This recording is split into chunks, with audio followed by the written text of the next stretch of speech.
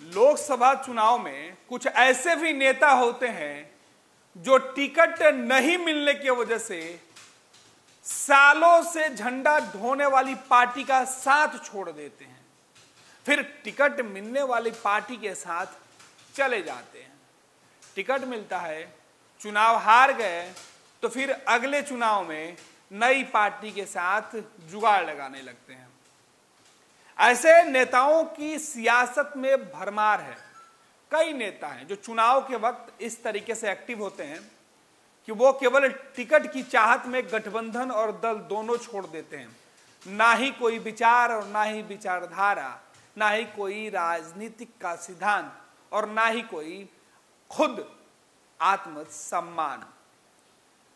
बिहार की सियासत में तो ऐसे कई नेता हैं जो चुनाव के वक्त दल बदल लेते हैं और दिल बदल लेते हैं।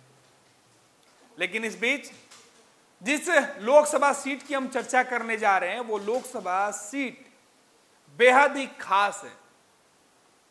अपनी विरासतों के वजह से उस लोकसभा सीट ने देश ही नहीं बल्कि दुनिया में अपनी एक अलग पहचान बनाई है।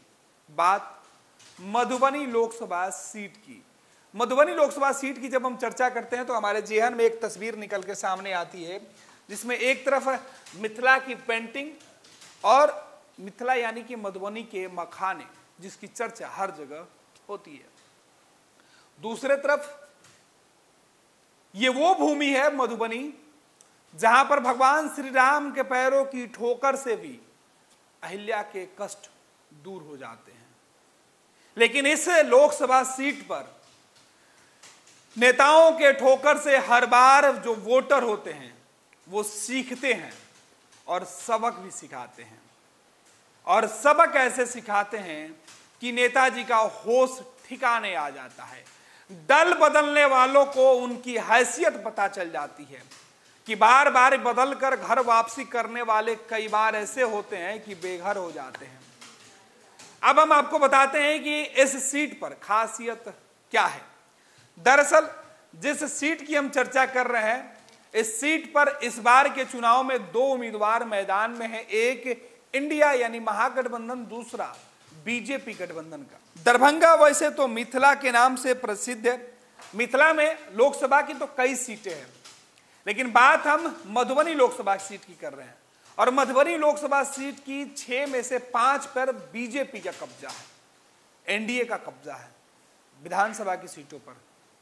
अब सोचिए कि जिस विधानसभा सीट के चारों तरफ बीजेपी के कार्यकर्ता हो, एनडीए के समर्थक हो, वहां से महागठबंधन के उम्मीदवार जीत किस तरह से हासिल करेंगे, वो भी ऐसे उम्मीदवार जो चुनाव के ठीक पहले टिकट लेकर दूसरे दल को छोड़कर किसी अन्य दल में शामिल हो गए।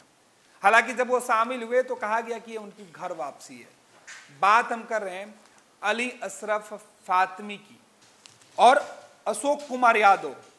ये दोनों मधुबनी में अपनी किस्मत आजमा रहे हैं। अशोक कुमार यादव यहां भाजपा के सांसद हैं, 2019 का चुनाव वे जीते थे और 2024 में भी बीजेपी ने इनको अपना उम्मीदवार बनाया। हालांकि बीजेपी के साथ नीतीश कुमार का जब गठबंधन नहीं हुआ था तो महागठबंधन के उम्मीदवार अली अशरफ फातमी जेडीयू के उम्मीदवार के तौर पर मधुबनी में झंडे गाड़ रहे थे। लेकिन जैसे ही नीतीश कुमार बीजेपी के साथ चले गए और यह साफ हो गया कि मधुबनी और दरभंगा सीट भाजपा के खाते में जाएगी, अली अशरफ फातमी बेचैन हो गए। अली अशरफ फातमी ने नीतीश से रिश्ता नाता सब तोड़ लिया और वापस राजद के खेमे में लौट आए। पिछले कई महीनों से कोशिश करने के बाद लालू प्रसाद यादव ने आखिरकार उनको अंत में मधुबनी से उम्मीदवार बना दिया तो चुनाव के मैदान में है। दरअसल जिस राष्ट्रीय जनता दल के बड़े नेता अब्दुल बारी सिद्दीकी के चुनाव लड़ने पर राष्ट्रीय जनता दल को छोड़कर जेडीयू में अली अशरफ फातमी गए थे, अब उसी अली अशरफ फातमी को शामिल करवाने में अब्दुल बारी सिद्दीकी की महत्वपूर्ण भूमिका दिखाई पड़ रही थी। दरअसल इस साल अब्दुल बारी सिद्दीकी चुनाव नहीं लड़ रहे हैं, विधान परिषद में वो गए हैं। मधुबनी की सीट खाली थी अली अशरफ फातमी को लालू प्रसाद यादव ने अपना उम्मीदवार बना दिया और लालू प्रसाद यादव ने जब इनको अपना उम्मीदवार बनाया उसके बाद से बीजेपी और राष्ट्रीय जनता दल के बीच सीधी टक्कर की बात होने लगी। लेकिन अली अशरफ फातमी केवल एक ऐसे नेता हैं मधुबनी लोकसभा सीट पर जो चुनाव लड़ने के लिए पार्टी समय समय पर बदलते रहते हैं। उनकी दो तस्वीरें हम आपको दिखा रहे हैं। देखिए, एक तस्वीर वो जेडीयू में 5 साल पहले थे जब 2019 के चुनाव में उनको राष्ट्रीय जनता दल ने टिकट नहीं दिया था।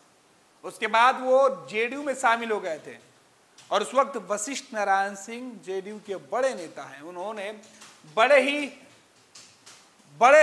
भव्य तरीके से अली अशरफ फातमी को जेडीयू में शामिल कराने के बाद कहा था कि एक मुस्लिम चेहरा के तौर पर अली अशरफ फातमी राष्ट्रीय जनता दल में ठगे जा रहे थे।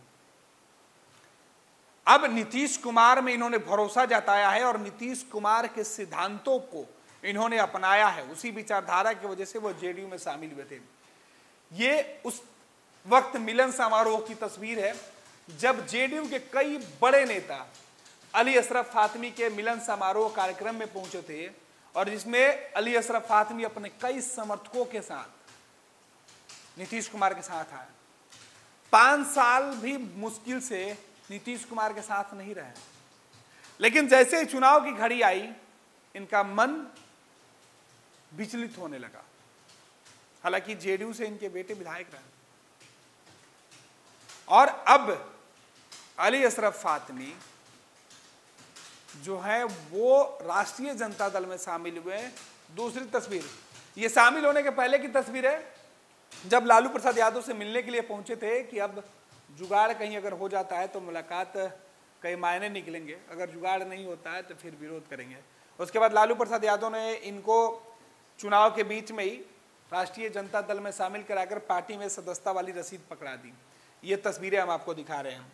इस बीच अली अशरफ फातमी अपने कई जो समर्थक हैं उनके साथ भी दिख रहे थे और उस वक्त अली अशरफ फातमी के साथ जो लोग दिख रहे थे उसमें अब्दुल बारी सिद्दीकी प्रमुख भूमिका में थे। ये वही सिद्दीकी साहब हैं जिनके चुनाव लड़ने पर जो है अली अशरफ फातमी राष्ट्रीय जनता दल छोड़ चुके थे, 4 बार के सांसद रहे, केंद्रीय मंत्री तक लालू प्रसाद यादव ने इनको बनवाया था। लेकिन ये लालू का साथ इसलिए छोड़ दिए कि इनको टिकट नहीं मिला। इस बार टिकट मिलने की चाहत हुई तो वापस चले आए और टिकट लालू प्रसाद यादव ने दे दिया, एक भरोसा दिलाया था। तो ये अली अशरफ फातमी है। चुनाव के वक्त अब लोगों के बीच मधुबनी में जो चर्चा है उसकी हम बात कर लें। दरअसल मधुबनी में अली अशरफ फातमी को लेकर जो स्थानीय वोटर हैं, हर तबके के लोग, वो कह रहे हैं कि ऐसे वोटरों पर कैसे, माफ कीजिएगा, ऐसे नेता पर कैसे भरोसा कर सकते हैं जो टिकट के लिए हर बार दल बदल देता है, विचारधारा बदल देता है, कोई सिद्धांत ही नहीं बचा है। अब मधुबनी में क्या ऐसे लोगों पर भरोसा किया जा सकता है? दरअसल मधुबनी के अंदर जिस तरीके से अली अशरफ फातमी के ऊपर यह टैग लग रहा है, हर वक्त अपने फायदे के लिए पार्टी बदलने का, दल बदलने का, इस वजह से मधुबनी के कई जो वोटर हैं, कई समाज के जो लोग हैं, वो इनसे नाराज हैं। नाराज तो इनसे इनके गठबंधन के नेता और पार्टी के कार्यकर्ता भी हैं। पूछ रहे हैं कि 2019 में क्यों छोड़ के चले गए जब 2024 के टिकट पर चुनाव लड़ना राजस्व था। तो इस तरीके से बयान। अब सवाल यही है कि आखिर अली अशरफ फातमी पर भरोसा लालू प्रसाद यादव ने किया है। इस चुनाव के नतीजे अगर फातमी के पक्ष में नहीं आते हैं तो फिर फातमी का मन ईमान फिर डोल जाएगा, फिर इनको लालू प्रसाद यादव की विचारधारा से कठिनाई होने लगेगी। क्या फिर अली अशरफ फातमी को किसी दूसरे नेता में विकास और भविष्य दिखाई पड़ेगा? क्योंकि ये बातें सियासत में खूब होती है। दरअसल अली अशरफ फातमी बिहार के सियासत के वो नेता हैं जिन्हें लालू प्रसाद यादव लगातार टिकट देते रहे तो ये सांसद बनते रहे, और जब टिकट काट दिया तो लालू के खिलाफ ये चले गए। लालू के खिलाफ मुस्लिम मतदाताओं के बीच ये घूम घूम कर लालू और राष्ट्रीय जनता दल का खौफ दिखाते रहे। लेकिन आज एक बार फिर से ये राष्ट्रीय जनता दल के उम्मीदवार बने हैं तो नीतीश कुमार को कोस रहे हैं। कभी नीतीश इनको अच्छे लगते हैं तो कभी नीतीश इनको मसीहा, कभी विकास पुरुष लगते हैं तो कभी नीतीश तो बस पलटने वाला पलटू राम लगते हैं।